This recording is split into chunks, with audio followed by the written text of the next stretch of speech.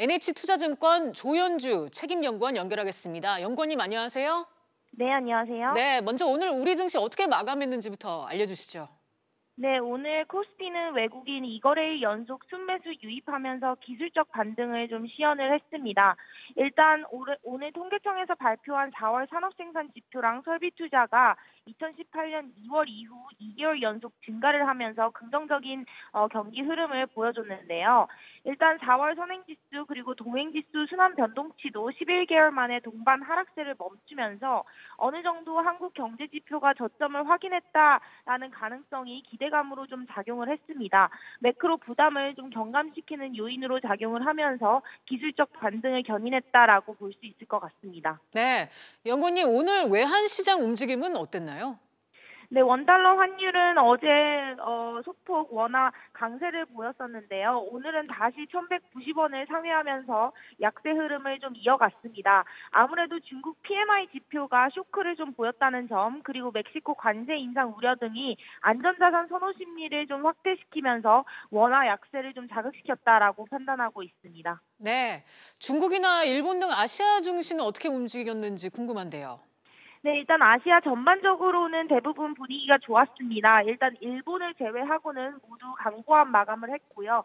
중국 주식시장도 제조업 PMI 지표가 전월치와 예상치를 모두 하회하는 49.4를 기록함에도 불구하고 견조한 흐름을 좀 나타냈기 때문에 전체적으로 분위기는 나쁘지 않았다라고 볼 수 있을 것 같습니다. 일본 네. 같은 경우는 5월 24일 이후 계속해서 하락하면서 부진한 흐름을 보이고 있는데 이는 엔화 강세로 인해서 위험 자산이 선호가 재개되지 않으면서 좀 여전히 부진한 흐름 나타내고 있다라고 보고 있습니다. 그렇군요.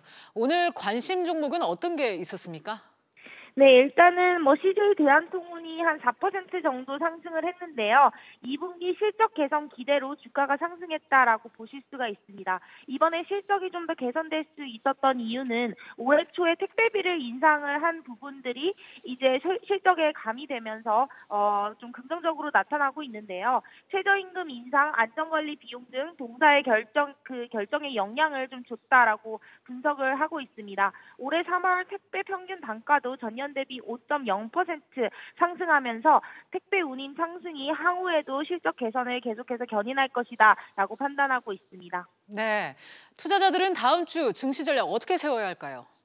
네, 이번 주말에 좀 이슈가 많습니다. 6월 1일에 중국의 보복관세 발효일이고요. 또 5월 한국 수출 지표가 발표되는 게 6월 1일입니다. 그렇기 때문에 어떻게 보면은 좀 시장에 악재가 될 만한 요소들이 6월 1일 주말 동안 발표가 되기 때문에 다음 주도 좀 불확실성이 고조되고 시장이 좀 실망할 수 있는 가능성을 배제할 수는 없을 것 같습니다. 또한 6월 3일에는 미국 ISM 제조업 지표가 예정이 되어 있는데 아무래도 지표가 좀 부진할 가능성이 높기 때문에 일단은 다음 주 같은 경우는 위험자산보다는 안전자산에 좀 관심이 쏠릴 수 있다라고 판단하고 있습니다. 네, 연구원님 오늘 시간 감사합니다. 네, 감사합니다. 노사 간의 극한 대립 속에 현대중공업 임시주주총회가 강행됐습니다. 주총 안건이었던 물적 분할은 그야말로 우여곡절 끝에 참석 주식수 99.9%의 승인으로 가결됐습니다. 취재기자 연결합니다. 오정인 기자. 네, 오정인입니다. 네, 노사 대치 속에 결국 현대중공업의 물적 분할 안건이 승인이 됐군요. 네, 오늘 오전 현대중공업 임시주총이 장소를 변경한 끝에 개최됐습니다. 노조가 주총장을 봉쇄하자 장소와 시간을 바꿔 오전 11시 10분 울산대학교 체육관에서 열렸습니다. 임시주총에서는 물적 분할 안건과 사내이사 선임 안건이 모두 가결됐습니다. 대우조선해양 인수를 위한 물적 분할 안건에 참석 주식수 99.9%가 찬성했습니다. 네, 물적 분할에 반대오던 노조 측 반응은 어떻습니까? 민주노총은 주주들의 참석조차 보장되지 못한 주총은 결코 적법하다고 볼 수 없다고 주장했습니다. 또 이번 주총과 회사 분할은 중대한 절차 위법으로 무효로 봄이 합당하다는 입장을 밝혔습니다. 민노총은 주총 무효 확인 소송을 준비 중입니다. 네, 인수합병과 관련해서는 앞으로 어떤 절차가 남아있나요? 네, 오늘 주총에서 물적 분할 안건이 승인됨에 따라 현대중공업은 6월 1일 한국조선해양과 신설현대중공업으로 분할됩니다. 다음 달 둘째 주까지 대우조선해양 현장 실사를 진행하고 실사가 마무리되면 공정거래위원회에 기업 결합 신고서를 제출할 예정입니다. 현대중공업 관계자는 10여 개 경쟁 국가들로부터 기업 결합 심사를 받아야 하는데 준비해야 할 과정이 많다면서 내년 상반기 중으로 완료될 수 있도록 차질 없이 준비할 계획이라고 밝혔습니다. SBS CNBC 오정인입니다. 미중 무역 분쟁 등의 여파로 우리나라 수출이 부진을 보이는 가운데 정부가 83개월째 흑자를 유지하는 경상수지가 4월에는 적자를 기록할 것 같다며 대응회의를 열었습니다. 취재기자 연결합니다. 정인아 기자. 네, 정인아입니다. 네, 경제가 아무리 어려워도 수출만큼은 흑자다. 이런 인식이 강한데 적자를 기록하게 되면 얼마만인가요? 네, 우리나라는 2012년 5월 이후 지난 3월까지 83개월 연속 흑자를 기록하고 있습니다. 4월 경상수지는 다음 달 5일에 발표되는데요. 정부 예측대로 경상수지가 적자를 기록하면 약 7년 만인 겁니다. 네, 우리 경제 버팀목은 수출인데 정부로서도 꽤 충격적인 결과인 듯 싶은데요. 네, 홍남기 경제부총리는 오늘 오전 녹실 간담회를 열고 경상수지 적자 가능성에 대해 논의했는데요. 정부가 수출 부진에 대해 꽤 심각하게 받아들이고 있음을 엿볼 수 있습니다. 정부는 4월 달에 외국인 배당이 많다 보니 일시적으로 적자 현상이 나올 수 있다고 보고 있습니다. 해외로 빠져나가는 돈이 늘어나고 수출 부진이 더해지면서 경상수지 적자가 됐다는 겁니다. 그러면서 올해 경상수지는 600억 달러 흑자를 무난하게 기록할 것으로 예상했는데요. 다만 반도체, 자동차, 석유화학 등 우리나라 수출 주력 품목이 부진을 거듭하고 있는 상황에서 이달 경상수지 적자를 일시적 현상이라고 보는 게 너무 낙관적인 게 아니냐는 지적도 나옵니다. 이를 의식한 듯 정부도 범정부 차원에서 수출 지원책을 강화하겠다고 했는데요. 대부분 추경안에 포함돼 있어 국회에서 논의가 늦어질 경우 자칫 탁상 공론에 그칠 수 있다는 우려도 나옵니다. 지금까지 SBS CNBC 정인아입니다. 이처럼 4월 경상수지가 적자 가능성이 제기된 가운데 한국은행이 기준금리를 연 1.75%로 동결했습니다. 하지만 금리를 인하해야 한다는 소수 의견도 나와서 금리 인하 기대감이 커졌는데요. 이주열 총재는 금리를 내릴 상황이 아니라고 선을 그었습니다. 김한진 기자가 보도합니다.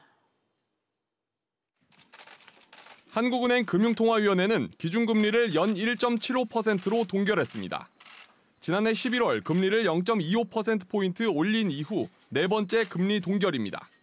한국은행은 현 수준인 금리 연 1.75%가 우리 경제 여건을 고려했을 때 여전히 완화적 수준이라고 인식했습니다. 하지만 금융통화위원들의 만장일치 동결이 아니라 기준금리를 내려야 한다는 소수 의견이 3년 만에 나왔습니다. 조동철 금통위원은 기준금리를 0.25%포인트 내리는 것이 좋겠다는 소수 의견을 내놨습니다. 소수 의견이 확인되면서 한국은행이 조만간 금리 인하를 단행하지 않겠느냐라는 기대감이 나오고 있습니다. 국제통화기금과 경제협력개발기구, KDI 등 국내외 기관들도 최근 성장률을 내려잡으며 한은의 완화적인 통화정책, 즉 금리 인하가 필요하다고 주문한 바 있습니다. 수출 의존도가 높은 우리나라 경제 성장률이 계속해서 떨어질 가능성이 높다.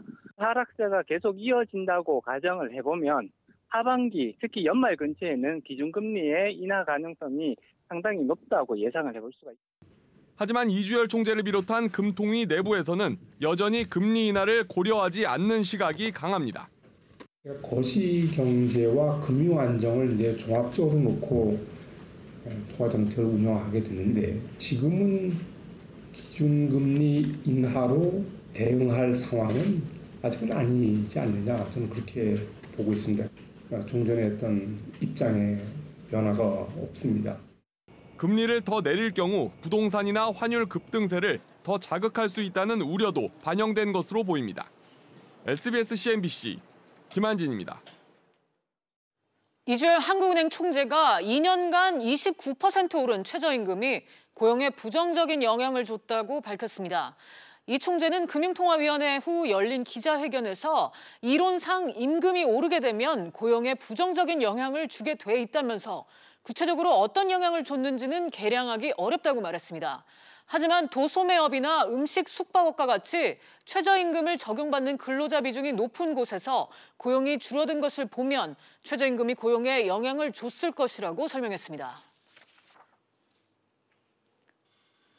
백신과 치료제가 없어 치사율이 100%에 달한다는 아프리카 돼지열병이 북한에서도 발생한 것으로 확인이 되면서 방역당국의 초비상이 걸렸습니다.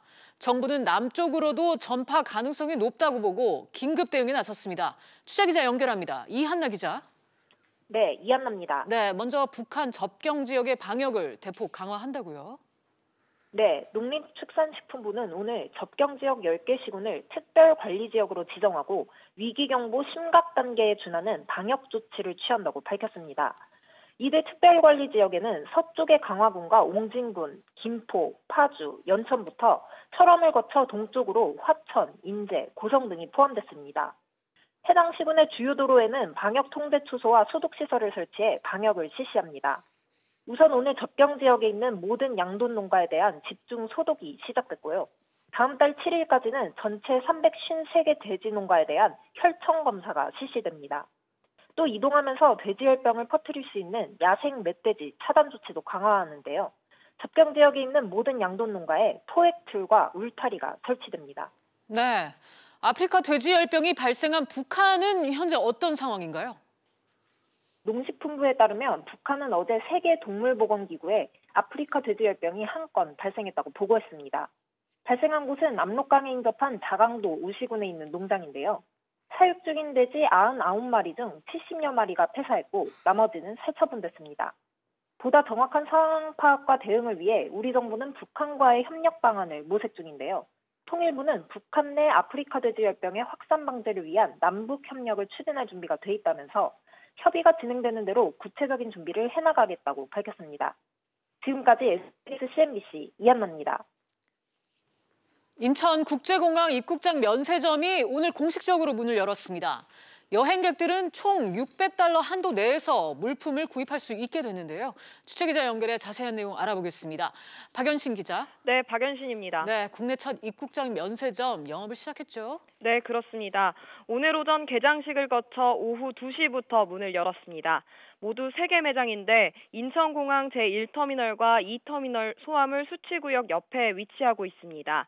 1터미널에는 SM 면세점 매장 2곳이 문을 열었고 2터미널에는 엔타스 듀티프리가 매장 1곳을 오픈했습니다. 이들 매장은 출국장 면세점과는 달리 고가 해외 브랜드 제품이나 담배는 판매되지 않고 술, 향수, 화장품 등 10개 품목만 판매됩니다. 검역이 필요한 과일이나 축산 가공품 등도 판매되지 않습니다. 네, 구매할 때 주의해야 할 점은 또 어떤 게 있을까요? 먼저 구매 한도인데요. 입국장 면세점에서는 $600 이상은 구입하실 수 없습니다. 출국할 때 구매 한도가 $3,000니까 모두 합하면 $3,600까지 출입국 면세점에서 쇼핑이 가능해졌다는 얘긴데요. 반드시 기억하셔야 할 점은 면세 한도는 그대로 $600이기 때문에 전체 구매 비용에서 이를 초과하는 부분은 과세 대상이 됩니다. 예를 들어 출국 전 시내 면세점에서 $500의 상품을 구매하고 귀국하면서 입국장 면세점에서 $300어치의 상품을 구매했다면 총 $800에서 $600를 제외한 $200에 대한 세금을 물어야 하는 겁니다. 또 입국장 면세점에서는 국산품이 우선 면세 처리되니까 기억해 두시면 좋을 것 같습니다. 지금까지 SBS CNBC 박연신입니다. 아시아나항공의 국내선 운임이 다음 달 20일부터 평균 3.1% 인상됩니다. 지역별로 주말과 성수기 등 선호 시간대 운임 가격이 지금보다 오르는 데 따른 겁니다. 또 7월 1일 출발 편부터는 이코노미 클래스 선호좌석 유료 판매에도 확대됩니다. 식품의약품안전처가 골관절염 유전자 치료제 인보사 K주 사태와 관련해 코오롱생명과학과 이유석 대표를 약사법 위반 혐의로 형사 고발했습니다. 식약처는 지난 28일 인보사의 품목 허가를 취소하고 회사와 대표를 형사 고발하겠다고 예고한 바 있습니다. 관세청 서울본부 세관은 수출 실적을 부풀려 세관에 신고한 혐의로 코스닥 상장기업 대표 김모 씨 등 4명을 입건해 검찰에 고발했습니다. 김 씨 등 4명은 해외 거래처로부터 메모리 카드 원재료를 무상 공급받아 국내에서 완제품으로 생산해 수출하면서 무상 공급받은 613억 원의 원재료를 유상 거래인 것처럼 허위 신고한 혐의를 받고 있습니다. 이는 금융기관으로부터 수백억 원 상당의 부당 대출을 받기 위한 것으로 파악됐습니다. 맞는 통장으로 불리는 일이명 개인 종합자산관리계좌 ISA의 출시 이후 누적 수익률이 평균 8.83%로 집계됐습니다. ISA는 한 계좌에 예금과 펀드, 파생결합 증권 등 여러 금융상품을 담을 수 있는 계좌입니다. 금융투자협회에 따르면 증권사와 은행 25곳에서 출시된 후 3개월이 넘은 ISA 모델 포트폴리오 204개의 지난달 말 기준 누적 수익률은 한 달 전보다 1.43%포인트 상승했습니다. 국민연금이 현재 30% 수준인 해외 투자 비중을 오는 2024년까지 50%로 확대하겠다고 밝혔습니다. 국민연금은 오늘 제5차 기금운용위원회를 열고 중기 자산 배분안과 내년도 기금운용 계획안 등을 심의하고 의결했습니다. 박능우 보건복지부 장관은 해외 투자와 주식 대체 투자 같은 위험 자산을 확대해 장기 수익률을 높이는 데 집중하겠다고 밝혔습니다.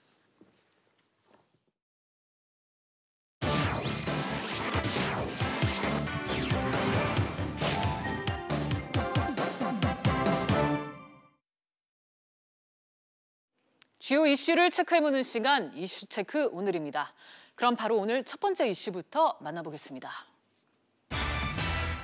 다뉴브 강의 참극.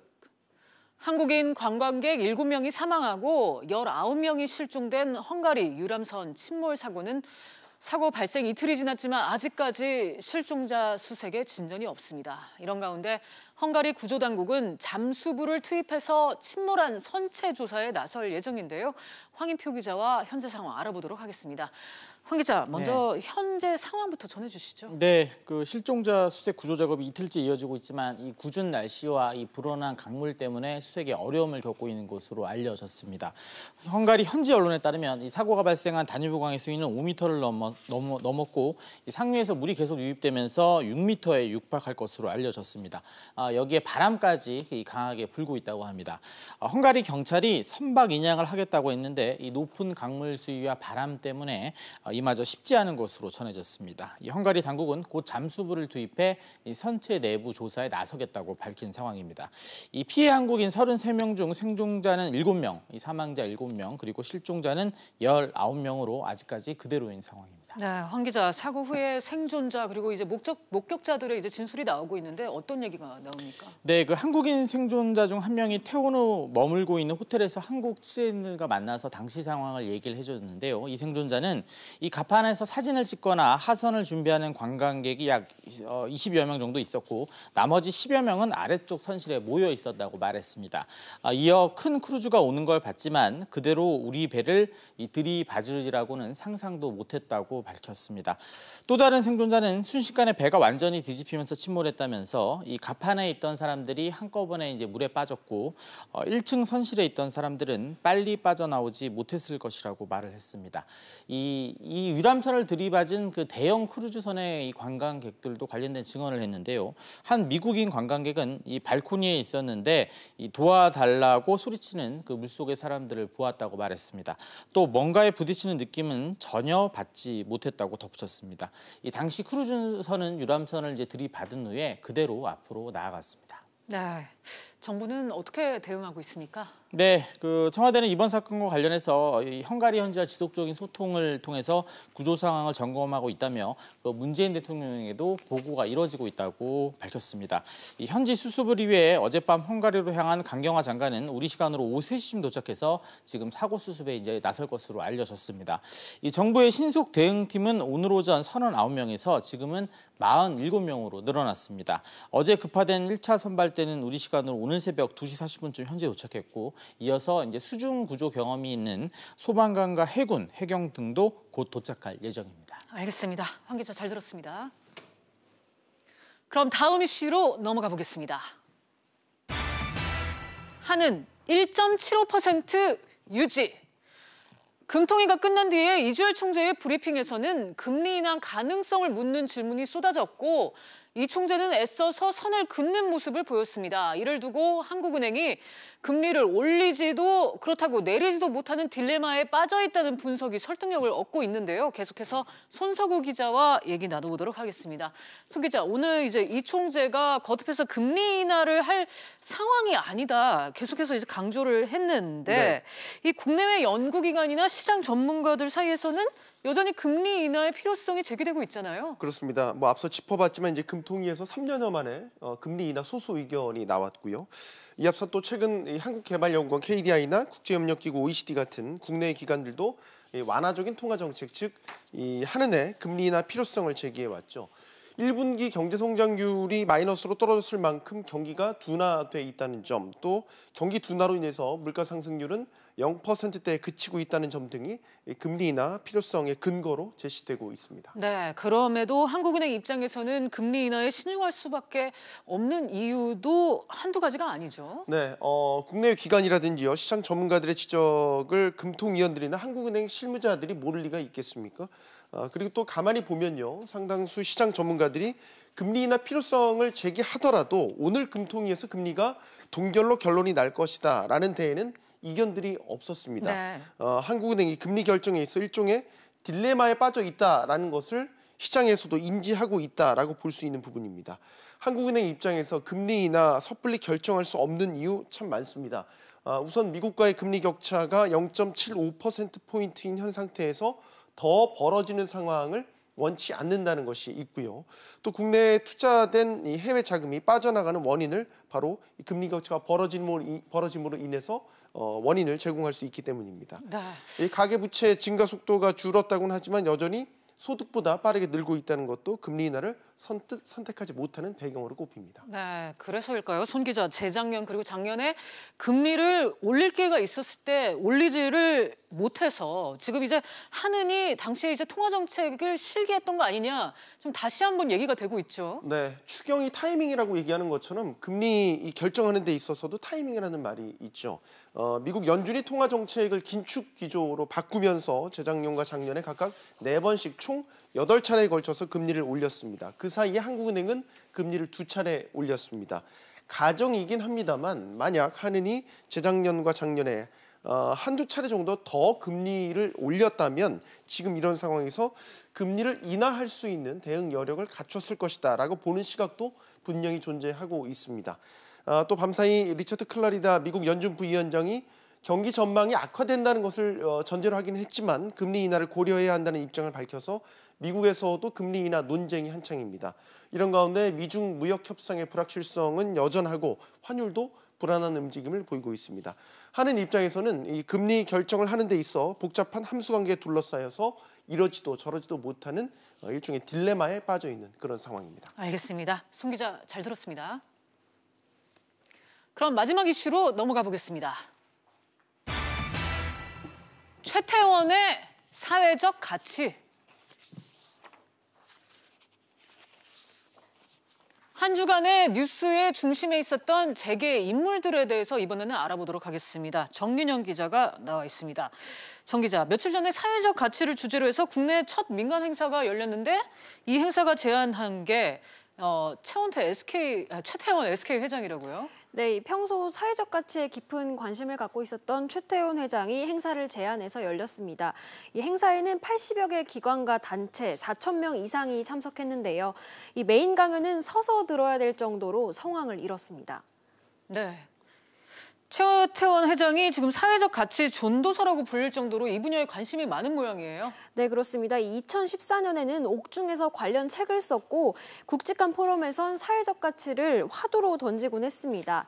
이 개인적 관심은 회사를 운영하는 경영 방식까지 바꿨습니다. SK 각 계열사는 그래서 사회적 가치를 측정하고 이를 경영에 활용하는 방안까지 모색하고 있습니다. 아예 사회 가치를 측정해서 회계적으로도 공개하는 이런 방법을 지난주에 저희가 발표를 했고요. 이런 것들을 통해서 저희의 사회 가치는 실제로 보면 돈을 얼마 벌었는지만큼 중요한 것이다라고 같이 생각합니다. 네, 방금 영상에서 최태원 회장이 사회적 가치를 회계적으로 공개하겠다고 이렇게 얘기를 했는데 이게 무슨 뜻인가요? 네, 예를 들면은 회사가 생산 공정에서 환경오염을 줄인 성과를 이 계산해서 돈으로 환산하는 겁니다. 최근 SK그룹 내 각 계열사가 이 수치를 발표했는데요. 이런 작업을 시작하게 된 건 더 많은 사회적 가치를 만들어내기 위해선 지표와 기준점이 필요하다는 인식 때문입니다. 네, 최 회장은 요즘 또 건의에서 탈피해서 직원들과의 스킨십도 늘리고 있는 것 같아요. 네, 맞습니다. 오늘도 임직원 300명과 인공지능, 5G 등을 주제로 자유로운 토론을 즐겼는데요. 최 회장은 그룹 신년회에서 올해 임직원들을 100회 이상 만나겠다고 밝힌 뒤 활발한 소통 행보를 이어가고 있습니다. 네, 이번 주에 또 큰 이슈였다고 한다면 최근 승차 공유 서비스 타다를 둘러싼 갈등을 어떻게 해결할 것이냐, 이를 두고 벤처계 1세대 간의 설전이 벌어졌죠. 네, 맞습니다. 다음 창업자인 이재용 소카 대표와 네이버 공동 창업자인 김정호 베어베터 대표가 SNS상에서 논쟁을 벌였습니다. 소카의 자회사에서 운영하는 서비스가 타다인데요. 지난 23일 김정호 대표는 본인의 아버지가 택시 운전을 오래 했다고 밝히며 차량 공유 서비스를 하려는 업체가 택시 면허를 매입해야 한다고 제안했습니다. 택시 면허는 개인 택시 기사에게 일종의 권리금, 퇴직금 같은 건데요. 차량 공유 서비스 업체의 등장으로 개인 택시 면허값이 떨어졌다고 주장이 나왔기 때문입니다. 네, 하지만 이에 대해서 이재용 대표가 반대 주장을 펼치면서 설전이 벌어진 거죠. 예, 맞습니다. 며칠 뒤에 이 대표는 개인 택시 면허가 문제가 해결된다고 이 모든 문제가 해결되는 것은 아니라는 글을 SNS에 올렸습니다. 이 글이 올라온 뒤 김정호 대표가 또다시 글을 올렸습니다. 김 대표는 서민은 돈을 모아 개인 택시 면허를 사야 하는데 우버 같은 외국계 기업, 대기업 등은 면허권 취득도 없이 수입을 올리냐며 비판했습니다. 그러면서 김 대표는 4차 산업이 어쩌고 하면서 날로 먹으려 들면 안 된다고 다소 격한 발언을 쏟아냈습니다. 이에 이 대표가 면허권 매입을 포함해 여러 가지 방법을 논의해야 한다고 입장을 정리했습니다. 앞서 이 대표는 최정구 금융위원장과도 설전을 벌였는데요.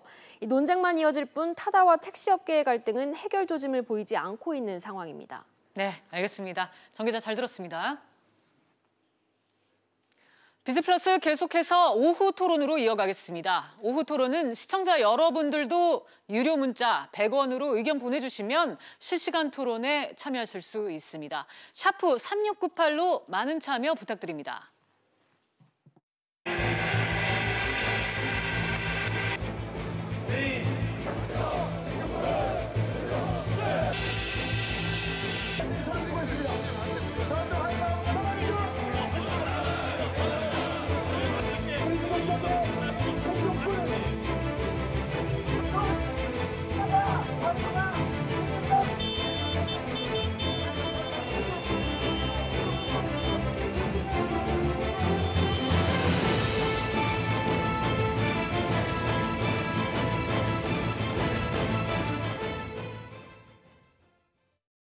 노사 대치 속에 열린 현대중공업 주주총회에서 물적 분할 안건이 결국 통과됐습니다. 이로써 대우조선해양 인수계약 조건을 갖추고 초대형 조선사로 성장하는 데 한 발짝 더 나아갔는데요. 하지만 노조 반발 등 대우조선해양 인수 확정까지는 아직 갈 길이 많이 남아 있습니다. 관련해서 허희영 한국항공대 경영학부 교수 그리고 장진나 노무사 두 분 모시고 얘기 나눠보도록 하겠습니다. 어서 오세요. 네, 안녕하세요. 네, 먼저 노무사님, 이번에 현대중공업 사태 오전부터 노사가의 대치가 격렬했어요. 그렇죠. 이 대립은 27일부터 지금 계속돼 왔던 건데요. 네. 주총이 이제 오늘 열리겠다고 했기 때문에 오늘 이제 그 대립 상황은 아마 극도에 달했던 것 같습니다. 오늘 오전에 7시에 그 임시 주총을 위해서 회사가 노동조합의 한마음 회관에서 나가달라라는 걸 요청을 했는데 그걸 거부를 했고, 그다음에 그렇게 해서 그 주총이 어렵게 되니까 결론적으로는 또 울산대로 지금 이동을 했고, 그다음에 주총을 저지하려는 노동조합의 어떤 목적 달성이 어려워지니까 현재에도 지금 한마음회관에서 노동조합은 그 집회를 계속하고 있다. 그리고 그런 것들은 점점 더 커지고 있다. 이렇게 지금 얘기가 나오고 있습니다. 네. 당초 지금 노무사님 말씀대로 주총 시간은 오전 10시, 주총장은 울산 동구 한마음회관으로 정해졌었는데 교수님 이게 급작스럽게 변경이 됐죠? 예. 장소 시간이 다 변경이 되었고요. 네. 저는 오늘 그 울산대학교 학생들이 많이 놀랐을 것 같아요. 뭐 평일인데 공부하다가 체육관에서 운동하다가 갑자기 승용차들이 막 왔을 것이고 네. 뭐 경찰이 들어오고 그다음에 뭐 오토바이에 그 뭐 노조원들이 달려왔으니까 아마 전쟁터 갔었을 것 같아요. 그렇겠네요. 한 5일 됐죠, 만 5일. 네. 울산시가 아마 전쟁터 같은 이런 아주 북새통이라고 해야 되나요? 네. 무법천지처럼 그렇게 돼 있죠.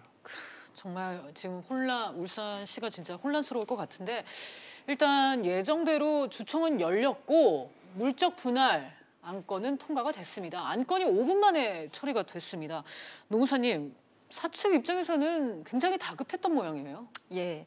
일단은 대주주인 국민연금에서 물적 분할에 대해서 이제 찬성을 한 입장입니다. 네. 그래서 물적 분할이 사실상 가능해진 상황이 됐고, 근데 이런 것들을 지금 주총이라든지 이런 절차들을 거치면서 오래 끌고 가게 된다고 하면 지금과 같은 노동조합의 반발이라든지 또 지역 주민들의 반발까지 커지게 되기 때문에 이런 것들이 물적 분할이 이제 어려워질 것이라고 판단을 해서 이제 빨리 진행을 했던 부분들이 있을 것이라고 생각이 됩니다. 네, 이 대우조선해양과의 합병을 위해서는 이 물적 분할이 필수적이었다. 이게 이제 사측의 주장이었는데 교수님, 이 물적 분할 왜 그렇게 중요했던 건가요? 이게 이제 그 합병이라고 하는 것도 사실은 인수죠, 인수. 네. 이제 뭐 둘 다 뭐 좀 뭐 좋지는 않은데 상태가 문제는 이 대우조선해양이라는 데가 2001년에 한 번 망해봤고 2015년에도 망했고 2017년에도 결국 이제 못 버티는 거죠. 그동안 뭐 정부가 이제 공적 자금을 2조 9천억, 4조 2천억, 5조 8천억 세 번에 거쳐서 12조 9천억을 집어넣었는데 도저히 이제는 안 되겠다, 회상이 안 되겠다. 그래서 이제 인수가 결정됐죠. 인수가 결정됐는데 문제는 현대중공업이 자금이 넉넉하면 한 56% 되는 그 산업은행의 채권을 인수하면 돼요. 근데 그게 2조 정도가 되는데 이게 이제 안 되는 거죠. 여력이 없으니까 현대중공업도 지금 시황이 썩 안 좋아요. 그러니까 결국 이제 가장 많이 쓰는 방법이 이제 물적 분할 방법을 쓴 거죠. 무슨 얘기냐면 지주회사를 하나 만들어 놓고 이제 거기에 일대 주주로 현대중공업이 28.5%입니다. 그리고 산업은행이 18.5%를 들어가면 36.5%를 가지고서 밑에 현대중공업과 대우중공업을 전부 이제 자회사로 두는 거죠. 그리고 이제 현대중공업은 신설법인으로 전환을 시키고 그 밑에 현대미포조선이라든가 3호중공업이나 이런 것들을 두고 지주회사를 운영하는 이런 그 지배구조가 일반적이에요, 사실은. 그리고 이 물적 분할이라는 것도 이건 굉장히 합법적인 좋은 방법이죠. 네, 알겠습니다. 여기서 잠깐 하나만 따져보죠. 주총까지 이어진 상황에서 사측에서는 노조의 점거 농성을 그리고 또 노조 측은 주총장 변경을 두고 각각 불법이라고 주장을 했습니다. 노무사님, 이거 어떻게 판단을 해야 하나요? 예, 지금 이제 회사에서 얘기하는 것처럼 노조의 점거가 지금 불법이다라고 얘기를 하고 있는데요. 자, 저희가 노동조합에 대해서는 헌법상 그 노동 3권이라 그래서 노동조합을 할 수 있는 정당한 권리가 있습니다. 그래서 이러한 그 노동조합의 활동들을 할 수 있지만 이러한 노동조합의 활동은 근무 시간 외에 사업장 밖에서 이루어지는 것이 원칙입니다. 그래서 지금 현재의 이러한 그 점거에 대해서 회사가 퇴거를 요청을 했었고요. 그다음에 법원에 대해서 또 이런 것들에 대해서 퇴거 명령을 해달라고 얘기해서 법원에서 퇴거 명령에 대한 판결이 나왔습니다. 그럼에도 불구하고 노동조합이 지금 점거를 하고 있는 거기 때문에 이런 부분에서는 법률적인 정당성이 지금 없는 상태입니다. 또 하나, 지금 노동조합은 지금 요구하는 것 자체가 주총에 지금 주총 일자와 시간, 장소 이런 부분들을 불법으로 변경됐다. 급작스럽게 변경을 했다. 그래서 본인들이 지금 우리 사주로 그 조합원들 중에서 전체 주식의 이제 3% 정도를 지금 가지고 있는데 근로자인 이 주주들이 이러한 그 갑작스러운 그 주주총의 변경으로 인해 가지고 정당한 주주권을 행사하지 못했기 때문에 불법이다라고 얘기를 하고 있지만 저희가 예전에 그 국민은행의 신임 행장을 뽑는 절차에 있어서 노동조합이 점거를 해서 주총을 지금과 같이 똑같이 점거를 해서 그런 부분들이 어려워졌던 경우가 있었습니다. 그래서 국민은행에서도 당초에 지금과 같이 그 주총의 일자, 시간, 장소를 그 변경을 했던 사안이 있었는데요. 법원은 이러한 경우에도 주주들에게 알려주고 그다음에 그 장소에 이동할 수 있는 그 운송 수단들을 주고 이렇게 한 경우에는 이렇게 변경한 경우에도 주총이 정상적인 것이다, 적법한 것이다라고 판단을 했기 때문에 노동조합의 지금 현재 법률적인 부분에 있어서는 다소나마 조금은 좀 어려운 부분들이 있지 않나 이렇게 지금 생각이 됩니다. 네, 지금 그러니까 노무사님의 설명을 들으니까 지금 법적으로 해석을 했을 때는 지금 노조가 좀 열세에 있다. 그렇죠. 그렇게 볼 수 있겠는데 네. 그렇다면 교수님 여기서 이제 합법적 주총이라 이제 최종 판결이 나오게 되면은 노조는 이래저래 불리해진 싸움이 되겠네요. 당초부터 싸움이 안 됩니다. 이 주주총회라고 하는 것은 그야말로 그 기업의 주주들이 네. 가장 중요한 의사결정을 집행하는 합법적 최고의 기구이고 이번에 임시 주주총회이죠. 그리고 이거는 그 인수합병에 관한 그 상정이었고 그러니까 기본적으로 이게 지금 어떤 개인의 이익을 위해서 하는 것도 아니고 기업을 살리기 위해서 하는 신의 성실의 원칙이죠. 주주들의 이익을 위해서 하는 것이거든요. 그러니까 신의 성실의 원칙이 지켜지는 이런 주주총회에 대해서 노조가 여기에 그 주주총회 자체를 막는 것은요. 이거는 사실 이건 상상하기 힘들어요. 그런데 이게 이제 우리 사회에서는 그래도 되는가 보다 하는 게 지금 뭐 수십 년간 이런 게 이어져 왔는데 이번에 우리나라의 아주 후진적인 그 노사관계의 단면을 이번에 5일 동안 잘 보여줬습니다. 지금 난 정치권에서도 왜 이렇게 조용한지 모르겠어요. 네. 담화문이라도 나와야 되는 거 아닙니까 지금? 다른 때 같으면은 그랬을 것 그래야 같긴 되죠. 하네요. 당연히 그래야 되죠. 공권력들이 무력화돼 있죠, 사실. 네. 자, 교수님, 이제 물적 분할 안건 통과됐고, 네. 그럼 이제 남은 절차는 어떻게 되는 건가요? 오늘 이제 그 주주총회에서 이게 승인이 되었기 때문에 이제 인수가 지금부터 시작이 될 겁니다. 당장 이 대우조선해양에 대한 실사가 지금 빠르게 진행이 되어야 하고요. 그다음에 이제 공정하게 이루어졌다는 걸 공정위에다가 기업 결합에 대한 그 신고를 또 해야 되고요. 문제는 사실 이걸로 끝나는 게 아니고 지금 그 조선업이라는 게 이제 그 어떤 국제 비즈니스거든요. 그 국제적으로 공정한 거래를 저해하지 않는 범위 내에서 이게 이루어졌다라는 것을 이해관계국들, 그러니까 뭐 당장 중국이나 미국이나 유럽연합이나 일본이나 한 10여 개국 되는데 이 과정을 설득을 해야 됩니다. 그러나 그 관계국들이 야 이거 어떻게 대한민국은 어떻게 이거 독점적으로 가는 거 불공정하다라고 제소나 이런 문제를 제기하면 굉장히 어려워져요. 근데 이제 그거를 아마 잘 해 나가야 되는데 이거 현대중공업과 대우조선해양이라고 하는 큰 회사들이 지금 이거 망하게 생겼다. 그러니까 이거를 자구적 노력으로 우리는 이렇게 기업 결합을 한 것이다. 이해해달라고 하는 절차가 남아 있는데요. 앞으로 이게 진행되는데 잘 되어야 내년이나 금년 말까지 계속 이거를 우리가 마무리 지어야 합니다. 네. 자, 하지만 이렇게 어려움이 남아 있음에도 불구하고 노사 간의 대치 상황은 풀리지 않고 있고 또 쉽게 풀릴 것 같지가 않습니다. 노무사님, 지금 상황을 보면은 노조는 계속해서 반발을 할 것 같아요. 네. 지금 뭐 현대중공업 노조도 그렇고 또 대우조선해양 노조도 그렇고 그렇습니다. 지금 상황이 어떻게 돼야 될까요? 지금 이번 물적 분할로 인해 가지고 현대중공업 같은 경우에는 부채 비율이 그 예전에는 62% 정도였습니다. 근데 이제 신설 회사임에도 불구하고 물적 분할로 부채 비율이 115%로 늘어납니다. 그러니까 회사 자체가 굉장히 이제 어려운 회사가 신설이 되는 거죠. 그 회사에 입사를 하게 되는 근로자들 입장에서는 굉장히 불안할 수밖에 없습니다. 그렇겠네요. 그렇죠. 또 하나 지금 앞으로 대우조선과 지금 합병을 하게 된다라고 하면은 두 회사가 합병을 하게 되면서 잉여인력이 발생할 수밖에 없고 구조조정이라든지 이런 부분들이 충분히 검토될 수밖에 없는 상황에 있습니다. 따라서 이러한 구조조정과 정리해고에 대한 불안 이런 부분들 때문에 지금 현재의 상황에서는 현대중공업 노동조합이나 대우조선이나 여기 노동조합 근로자들 입장에서는 후퇴할 수 있는 길이 없습니다. 지금 또 금속노조가 여기에 지금 지부를 이제 만들어 놓아서 이제 활동을 하고 있는데요. 그 민주노총의 가장 큰 저희가 이제 산별 노조가 바로 금속노조입니다.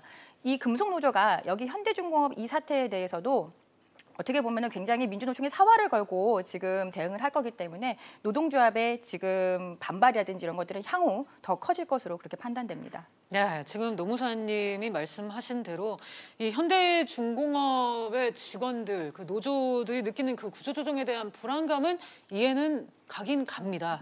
그래서 한번 노조의 목소리를 직접 들어보려고 하는데요. 한번 듣고 오겠습니다.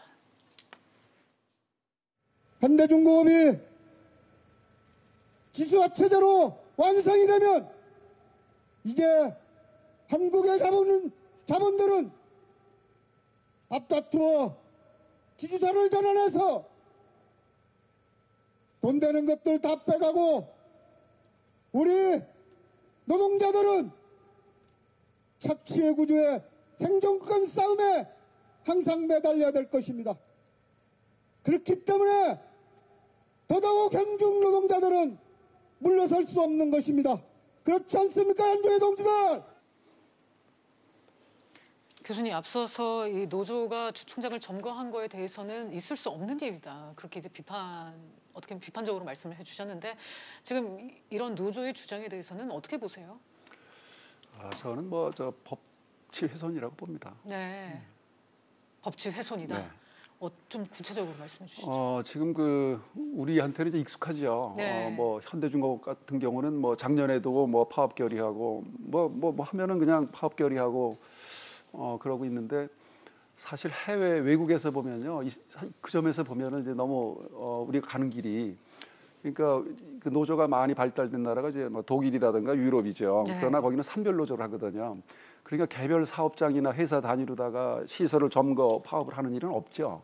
미국 같으면은 아예 회사 밖에서만 해야 되고 우리와 유사한 그 법제도를 가진 데가 일본인데 네. 일본은 노사가 굉장히 안정이 돼 있어요. 서로 화합을 한다고요. 우리 회사가 어렵다고 하면 스스로 노조가 나서서 임금도 동결하고. 근데 지금 우리는 그런 게 없죠. 일단은 하면은 일단 회사와에는 어떤 적대적인 관계로 가야 하니까 같은 배를 탄 거거든요. 그래서 이번에도 보면은 역시 지금 이 회사가 지금 좋은 길로 가는 게 아니고 상당히 상황이 어렵거든요. 금년에 4월까지만 해도 작년에 수주량이 좀 괜찮았어요. 우리나라가. 그런데 지금 56%가 또 줄었습니다. 1월부터 4월까지 수주량이. 경제가 굉장히 어렵고 지금 조선업계는 한물 갔거든요, 사실. 네. 이걸 어떻게 회생시키느냐 하는 그 구조조정, 산업 어떤 전환기인데 여기서 회사가 살아야 노조도 사는 거죠. 회사가 부도나면 노조도 부도나고 다 그렇게 되는 겁니다. 지역 경제도 가는 거죠. 네. 그런 점에서 보면은 지금 우리의 그 노사 문화는 어떤 빠른 시일 내에 좀 고쳐져야 된다. 어떻게 보면 상생이라는 게 그런 거거든요. 같은 배를 타고 있어요. 네. 그러니까 회사가 지금 노동자를 죽이려고 하는 게 아니거든요. 저게 회사도 살아남아야 되니까. 네. 그래서 서로 이해하고 서로 지금 같이 머리를 맞대야 되는데 지금 왜 전국 노련 금속노련이 다 걸로 집결을 합니까? 여기 전쟁터입니까? 그렇지가 않죠. 지금 그 민노총이나 한노총이 합해봐야 한 200만 명 된다고 주장을 하는데 우리나라 그 취업자 수가요. 취업 근로자 수가 2,400만 명 정도 됩니다.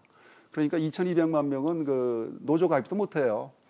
제가 경기북부에서 이렇게 보면 중소기업들 노조도 없어요. 그냥 폐업하고 그냥 눈물 흘리고 사장하고 껴안고 수십 년 같이 일했어도 그렇게 무너져 내리는 사업장이 많거든요. 그런데 사실은 여기 지금 생존권을 외치시는데 현대중공업이 지금 연봉 평균이요 6,500만 원이 넘잖아요. 근데 난 그런 게 이해가 안 가는 것이죠. 그런데 왜 저것에 대해서 우리 사회적으로 좀 영향력 있는 분들 그런 분들이 왜 회사부터 살려야 되고 저걸 설득시켜야 되거든요. 그런 점에서는 있을 수 없는 일이라고 제가 말씀드리는 겁니다. 알겠습니다. 자, 이 중간 지주 회사가 이제 생겨서 각각의 이 회사를 관리하게 되면은 노조의 협상력도 낮아질 수 있다 이런 우려도 나오고 있는데 노무사님 이게 맞습니까? 예, 지금 신설되는 현대중공업, 여기 신설되는 이 현대중공업의 이제 노동조합은 지금 신설되는 이 현대중공업 그 회사를 대상으로 해가지고 저희가 교섭을 해야 됩니다. 교섭 요구를 해야 됩니다. 근데 지금 신설되는 현대중공업은 그 지분을 100%가 중간 지주 회사인 한국조선해양이 갖게 됩니다. 네. 그렇게 되면 법률적으로는 노동조합은 현재 신설되는 현대중공업의 교섭 요구를 하지만 실질적인 권한 자체는 중간 지주회사가 가지고 있기 때문에 그야말로 실질적인 어떤 교섭 대상자하고 교섭을 하지 못하게 되는 그러한 그 구조가 됩니다. 따라서 협상력이 낮아진다는 얘기가 지금 어느 정도는 타당성이 있는 내용입니다. 네. 자, 일각에서는 이 물적 분할 그리고 대우조선해양 인수 자체가 현대중공업의 총수 일가의 경영 세습을 위한 게 아니냐. 또 중간 지주회사를 세워서 일감 몰아주기 규제에서 벗어나라는 게 아니냐. 이런 주장도 나오긴 합니다.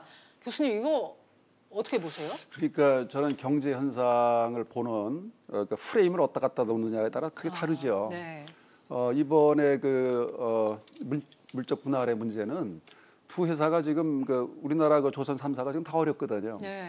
근데 저거를 그렇게 해석을 하면 안 되는 거죠. 왜냐하면 저게 지금 재벌 총수는 그럼 승계하면 안 됩니까? 가업을 승계를 할 수 있도록 해줘야죠. 이거를 지금 맡고 있는 게 우리나라의 상속세 제도인데 세계에서 우리나라가 유일하죠. 제일 높고 지금 주식회사 같은 경우에 만약에 현대중공업이 승계를 한다면은 기본적으로 60%를 내야 됩니다. 많을 경우는 65%까지 내야 되는데 사실 그렇게 바라보서는 안 되고 또 계열사 간에 무슨 뭐 일감 몰아주기로 보면 안 되는 것이죠. 일감 몰아주기로 경영하기 위해서는 납품 단가가 높으면 기업이 전후방으로 통합을 합니다. 그걸 우리가 수직적 통합이라고 하죠. 또 그거를 우리가 나쁘게 보면 문어발이고 좋게 보면은 다곽합니다. 그래서 이번에 이것을 그렇게 해석은 하면 안 되고 우리나라 조선업계가 지금 위기다. 네. 그리고 지금 그 대우조선해양 같은 경우는 12조 9천억이 그 공적 자금이 들어갔는데 앞으로 회생의 가능성이 없다. 현대중공업도 지금 독자 생존하는 것보다는 지금 LNG 부분이나 특수 부분이 강점이 있거든요. 지금 대우중공업이. 자, 그래서 이걸 합하면 시너지가 나올 것이다라는 거를 머리를 맞대고 지금 한 3개월 동안 그 산업은행하고 채권단 산업은행하고 현대중공업의 경영진이 머리를 맞대고 내놓은 겁니다. 서로 윈윈이 되겠구나. 한번 해보자. 그렇게 해서 이번에 시작이 됐던 거죠. 네, 그러니까 교수님 말씀을 제가 이해하면은 지금 현대중공업이 이런 인수합병 과정이 없고 홀로 있는다고 해도 지금 상황이 어렵다는 말씀이잖아요. 그렇죠. 지금 뭐 조선업계가 우리가 지금 한때는 좋았습니다. 그러나 몇 년 전부터 이제 중국이 따라오고 이제 능가를 했죠. 우리 조선업 세계 1위는 옛날 얘기가 돼버렸고요. 가격 경쟁력에서도 이제 마진도 작습니다.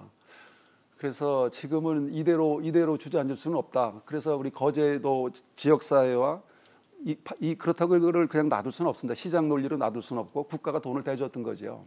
그래서 이것은 그 국가적인 구조조정이다. 네. 그래서 물론 부작용은 있겠지만 그러나 순기능이 훨씬 크다. 이제 그렇게 보는 겁니다. 네, 노무사님 이런 상황에서 노조원들을 어떻게 설득시킬 수 있을까요? 어렵다는 건 모두가 다 알고 있잖아요. 그렇죠. 근데 지금 회사에서 지금 노동조합한테 자 고용 조정 없다. 그다음에 단체 협약이라든지 모든 노동조합에 관련된 것들도 모두 다 승계를 하겠다라고 얘기는 했어요. 하지만 그 부분들에 대해서 지금 당장은 이렇게 진행되는 부분에 있어서는 근로자들 입장에서는 굉장히 불안하지 않겠습니까? 그렇기 때문에 회사가 이런 부분에서 좀 더 어필을 하는 것들이 필요할 것 같고요. 그다음에 지금 상황에서 이렇게 계속 이 상황을 끌고 가는 것이 회사 입장에서도 바람직하지는 않을 것입니다. 그렇기 때문에 회사가 지금 상황에서는 아마도 조금 더 좀 시간이 좀 경과한 후에는 노동조합을 조금은 포용하는 어떤 액션들을 취하는 게 바람직하지 않을까 생각이 듭니다. 네, 알겠습니다. 교수님 어떤 해법을 제시해 주실 수 있을까요? 저는 이번에 어떻게 보면 저 울산 시장님처럼 그렇게 삭발하고 나서지 마시고요. 오히려 정치권이나 책임 있는 어떻게 보면 청와대나 정부가 나서서 이거를 정말 중재를 제대로 해야 됩니다. 왜냐하면 지금 이것은요 어떻게 보면 재산권의 문제거든. 어떤 경영권은 보호되어야 하는 것이고 시장 경제가 이 법치가 무너지면 안 됩니다. 그래서 이번에는 다시 한번 이것은 노조가 살기 위해서는 기업이 살아야 된다.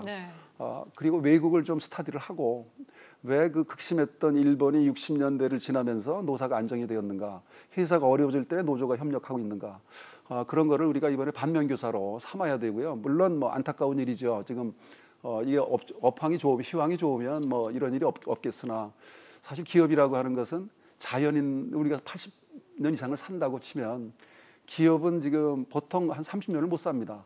지금 현대중공업이 73년에 태어났으니까 이제 이제 50도 안 됐죠.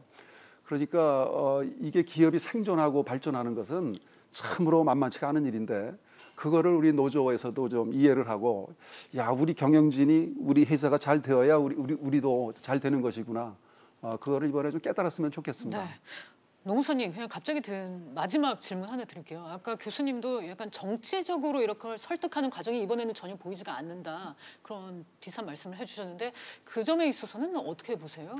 지금 제가 이제는 방금 전에 지금 좀 보면서 왔는데요. 지금 더불어민주당의 의원님께서는 지금 노동조합의 파업이라든지 점거에 대해서 이제 지지하는 이런 입장을 밝히셨더라고요.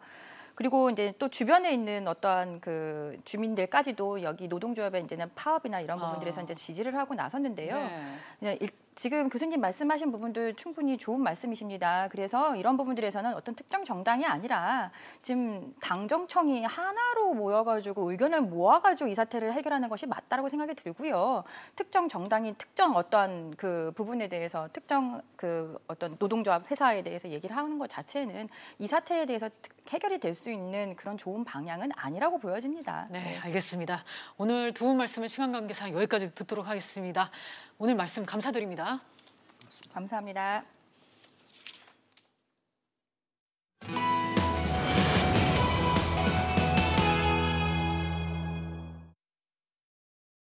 오늘 비즈플러스는 여기까지입니다. 다음 뉴스는 7시 뉴스 프리즘으로 이어집니다.